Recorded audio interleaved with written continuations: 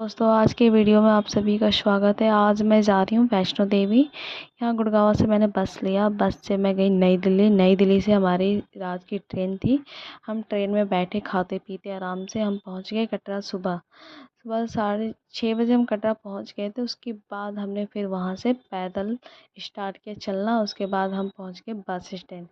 Bus stand से फिर एक ऑटो वाले को हमने 100 रुपये दिया और उसने हमें बाल गंगा छोड़ दिया था।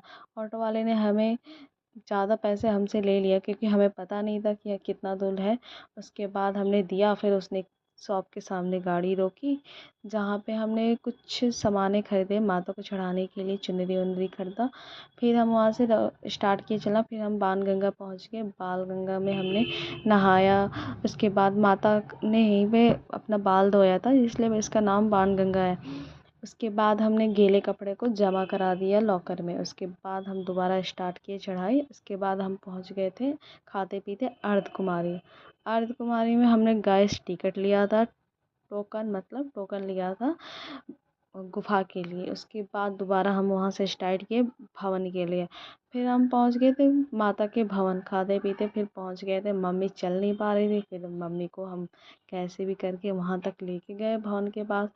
फिर भवन पहुँचने के बाद हमने प्रसाद लिया। फिर मेरी मम्मी ने बोला कि हमें नहा के दर्शन करना चाहिए। फिर दोबारा हमने वहाँ नहाया। उसके बाद सारे सामान लॉकर में जमा करा के दोबारा फिर हम चले गए भवन। भवन में हमने माता का दर्शन किया, अच्छे से दर्शन किया। उसके बाद हमने प्रसाद लिया माता का। फिर उसके बाद हम आ गए रोडवे के लिए, पर वहाँ पे 5 बज चुके थे। हमें टिकट मिली नहीं। उसके बाद हम फिर दोबारा चढ़ाई स्टार्ट किए भैरव बाबा के लिए। फिर लगभग कैसे भी कोशिश चलने का मन नहीं था, फिर भी हमने कोशिश किया। माता का कृपा बना रहा। फिर हम भैरव बाबा पहुंच गए थे शाम को। फिर भैरव बाबा का दर्शन किए क्योंकि बोलते हैं माता के दर्शन करने के बाद भैरव बाबा का दर्शन करते हैं तभी जाके यात्रा पूरी होती है। उसके बाद हमने वहाँ पे फ़ोटो वोटो लिया। फिर हम वहाँ दूसरे रास्ते से अर्धकुमारी पहुँच गए थे। लगभग में 7:30 बजे पहुँच गए थे। फिर वहाँ पे हमने रुका।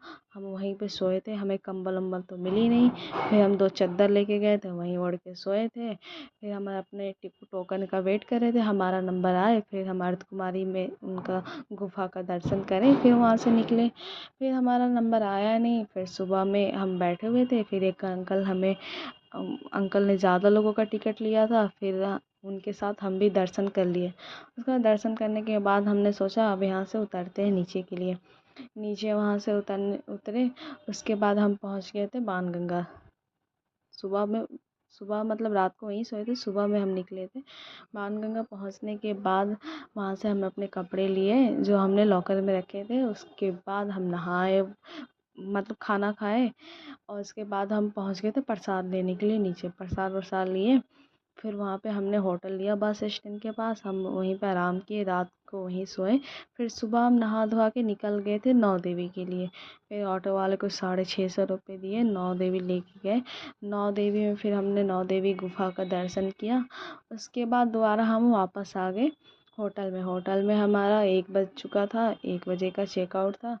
फिर हमने खाना वाना पैक कराया, खाया और फिर हम निकल गए रेलवे स्टेशन के लिए क्योंकि शाम को 3:20 पे हमारी ट्रेन थी। फिर वहाँ पे जम्मू में ट्रेन पहले से लगी हुई थी, 1.5 घंटा पहले। फिर हम ट्रेन में बैठे बैठे खाना पीता खाते हुए फिर हम दिल्ली पहुँच गए थे सुबह में। दिल्ली पहुँचने के बाद हमने ऑटो वाले हमसे 400-500 रुपये मांग रहे थे। फिर हम पहुँच गए थे बस स्टैंड से हमने बस लिया। उसके बाद हम पहुँच गए थे अपने घर।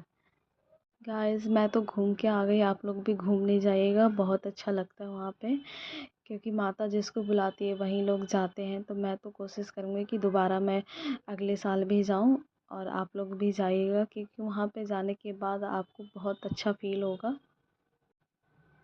चलो गाइस मैं आज के वीडियो में यही समाप्त करती हूँ। धन्यवाद, बाय बाय।